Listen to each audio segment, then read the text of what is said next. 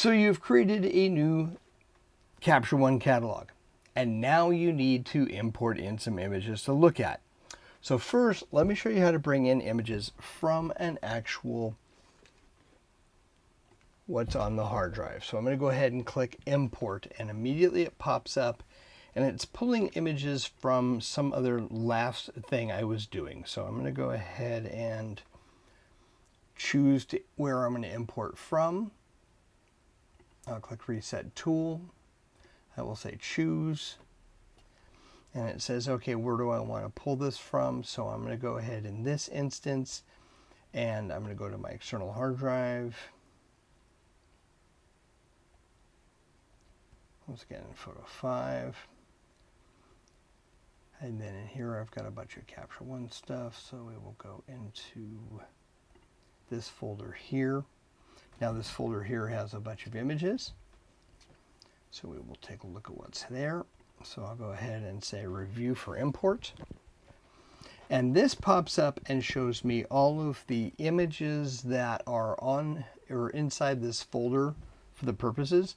And I don't know if you guys just saw, but there was a suggestion that popped up talking about how to go in and group images based on the similarity of the images, which I will show you guys in just a second.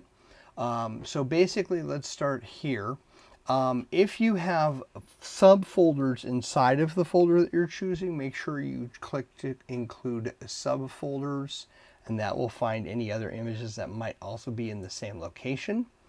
The other thing that you want to do is click exclude duplicates, which means it'll try to go in and look at what you've got and not bring in your duplicates. Now, Capture One does use some, I hate to say this magic word, AI tools where it actually does look at what your content of the image is to make sure that it's not grabbing duplicates. It's not just relying on the file name. It's actually looking at other information. It's looking at the actual metadata of the image, and it's also looking at the image itself. So if it finds something that's very similar to what you've imported in and it realizes it's a different version, it could be a Photoshop version, or you've changed your raw file to you've made a DNG copy or something, it will try to exclude that, or at least let you know that you've got that. Now, once again, import to. Since they're already on the hard drive where I want them, I'm going to go ahead and say just leave them where they are, add them to the catalog. If I clicked to choose copy into catalog, that would basically make a new copy of this image and put it in wherever I want it to be on the hard drive. So it means I'm creating a duplicate, and I don't want to do that. Also, upon first import, it goes by default into what's called a collection called recent imports only, but you can go in and say put it into the capture collection or put it into a selected album. I'll talk more about the capture collection later, but a selected album is basically a collection like you would have inside of Lightroom. They call them albums in here. So that's that. We'll talk more about that when we get into that part of the interface. Now, once we do that, we can have it go in and take a look at face focus features. I'm sorry, let's look at group overview. So if I click in here and say enable groups, you will notice that it went in and it tried to group together images that it thought were similar. For example, this group of 5 images here is very similar, so it grouped them into a group of 5. These 4 of my wife here, it grouped these into a group of 4. These 2 in the field here, a group of 2. And so as I move around through here, I can see if there's any others, and it looks like there's a lot of none. Now I can also say, okay, let's try to be a little bit less specific. And if I pull that away, then it might find more groups. For example, these 2 are kind of similar, so it put them into the same group. It now found that these 2 firefighting shots here are similar, so it did the same thing. So these original ones were grouped as the same because they're the same exact image or same exact subject, but maybe different exposures of it. But this looks similar here, maybe because it was shot the same day, or the same, it has a similar appearance in terms of the buildings. Most likely it's the same day. So as I did that, it actually went in and went a little bit more specific with what it's trying to do as it's doing this. So it's very powerful in terms of how it works. Now, if I go more finite and go to 100%, it will actually lessen the groups altogether, basically saying there are no groups at all. So when you do this, maybe you start at 50%, see what it does, and then you can just slide the slider back and forth at your own risk and see what you like. So here's 25% match. And so at 25% match, it's finding more groups. Like, for example, these two and these two also fit together because they're the same day and they all have poppies in them in the same mountain range and that type of thing. So these two buildings appear to be similar. These two were very similar because they were similar in dates when they were shot. These two might have keywords that are similar or because they are the same camera. So there's a variety of different reasons why these did what they did and they came in the way that they did. All right, now I'm going to go ahead and face focus settings. This is a real deep dive feature which we will cover later. And we will also go more into detail in a deeper one where we can go in and do all kinds of crazy filtering as we're importing in. You can also at this time choose to back up to another location. If you had a second hard drive because you're on a job and you want to make sure that they're backed up to 2 locations, you can do that. Especially if you're coming off of a card. You can do file naming as the stuff is coming in. So basically as you're importing in, you would basically, so when we're doing add to catalog, basically naming is not applicable because they already have names. But if you're coming off of a card, that's when you could be file naming. Metadata, you can put in your copyright right now here, and it will apply it. But a lot of this stuff might already have copyrights because they might have been already imported into the Lightroom, so I'll just leave the metadata alone on that one. You can also apply some processing ahead of time, especially if you're bringing in from a card. This just shows you the file information that is added based on what we're looking at. So if I actually had this one single image selected, it would show me this information. And then after import, what to do. Open the collection when the import starts, eject the card when it's done, erase the images after copying. So there's a variety of different things to do. I am not a big fan of erasing images after copying, but if you're on a low shoestring budget and you're pulling images off of a card and you need to get that card ready to shoot right away, having it erased while it's coming in does speed up your workflow in that regard. Now, with all of these here, you'll notice that unlike Lightroom, they don't come default all selected. So basically, as you're looking at all these images, none of them are currently selected. So what I could go in and do here is do like a Command A so that they're all highlighted, and then click once here, and then they are all selected to come in. Or I can go in and just select specific ones depending on what I want to do. So I'm going to go ahead and click these and let them import in. While they import in, I'm going to quickly grab another camera card.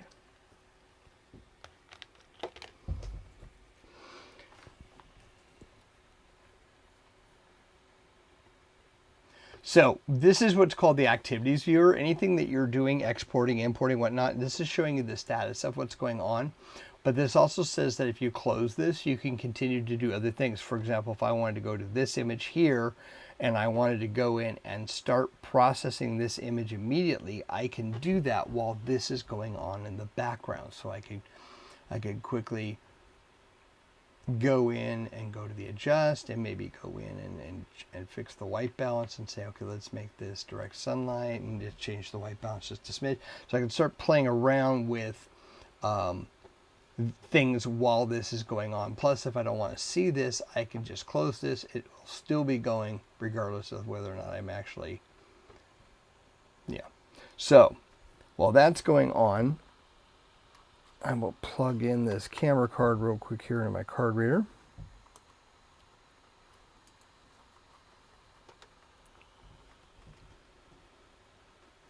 And first time you do something like this, it says, would you like to give it access to a removable volume? This is a new safety feature we've seen in a lot of operating systems, specifically the Mac operating system, but they might also would have it in the Windows. So I will go ahead and click OK. And so now the other import is still going on, and now it pops up and it shows me this card here.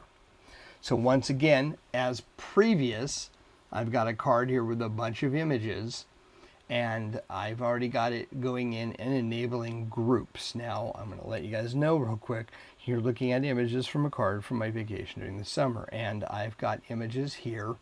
For example, here are 7 images of a city skyline that I shot. Here's another 10. It's a different section when I shot a different time. Here is a palace of some sort called Buckingham, I believe. And as I scroll through, you can see there's a variety of different things in here that can be grouped depending on what they are. So this group view is a nice thing. So we had a quick little glitch there, and you notice in the time that it glitched, this has shifted a little bit because it's actually started to look at everything else that's on this card. Now, as I'm looking at these pictures and it's been grouping as I said it would do, you guys can see that it's grouping all the stuff based on the content of what we're looking at here. And this is all strong and whatnot. So, but you'll also notice that it didn't really find everything, because as I'm looking at these ones are not grouping as much. So I might go in and say, okay, let's go a little bit more out and let's see if there's anything else that pops up in here. I was hoping it would be grouping this batch of things here. But, oh, there it did. Yeah, 1 of 4, 1 of 21. Oh, 1 of 121. Which is interesting because those are just all kind of like the same time frame, maybe when I turned on and off the camera. So I'm going to go ahead and stretch this over a little bit and take it back up to about 30. Now we'll shift it a little bit. Now this is a group of 35 as opposed to 121. Anyway, so you guys can see that this can do a very powerful way of looking at images that I may or may not want to import. So for our purposes, I'm going to go ahead and grab a few of these. And I'm going to go ahead and select one here, hold the shift key and select the other batch of this 13 and just select those. And then I'm going to go ahead and maybe take a look at another batch here, and I might go ahead and say, well, this whole batch here is interesting. Because I believe this might be used for a panoramic stitching example later. So I will go ahead and grab these vertical shots starting here. I will grab the first one and go up to here and grab the last one and grab that group there. Since obviously I've been obsessed with shooting pictures of this power plant, I'm just going to go ahead and click these 4. And I will go ahead and grab from this batch here, these ones here.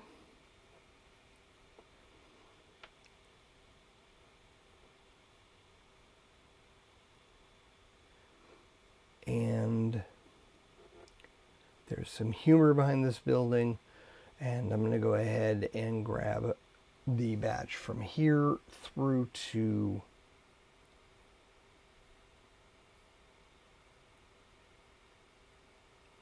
roughly here.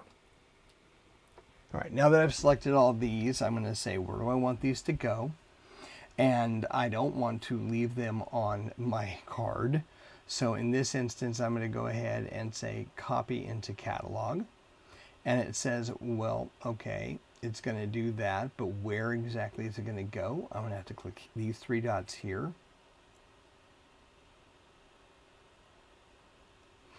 And I will have to let it notice here, it says it's copying into catalog. It'll be copied into the catalog structure. So I'm going to go ahead and do that so you guys can see what this actually is. I can also go in here I'm going to leave the naming alone.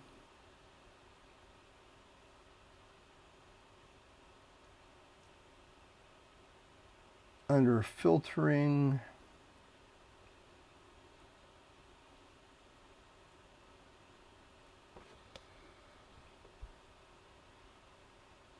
nope, that's not what I'm looking for. So I'm just going to go ahead and talk through that. No, it doesn't matter. All right, so once I've got all these selected, I'm going to go ahead and click import images. But before I do this, I'm going to say after import, open collection when import, notify when done. So those are the options there. I'm going to go ahead and choose to eject the card when I'm done. So I'll go ahead and click import these 89 images and let it start importing these in. So now what's happening is it is bringing them in and it is creating previews of the files at the same time as it's bringing it in. So now that the export is finished, let's show you what it is that we're looking at in terms of the location of where these images went. If I do a right click and say show in library, it just shows me that it's over here. This is the library module. It's just showing me that it's in the catalog, which means there's 89 images in this catalog. So to find this, I'm going to go to a Finder window, and I'm going to create a new Finder window in here. And I'll go ahead and go to the hard drive, and once again navigate to where we were a few seconds ago. So this is the catalog file that we created. Now, if I do a spacebar for information, it tells me that this is now 3 gigabytes in size. That's because when I imported these in, it put the images inside of here. So if I do a right click and say show package contents, this opens up and it shows me these are the original files right here that were imported in. What's unique about this is that it created a file hierarchy based on today's date as opposed to a file hierarchy based on when I shot these, because these were shot on the 4th of August. But these are the 59 images that came in from that. And you guys can see as I scroll through, that's the giant list of the images. So what happens is Capture One creates these folders, but they're inside of what's considered a package, which means that you really cannot see what's inside of here, which is a good thing. It allows you to keep this as a complete unit.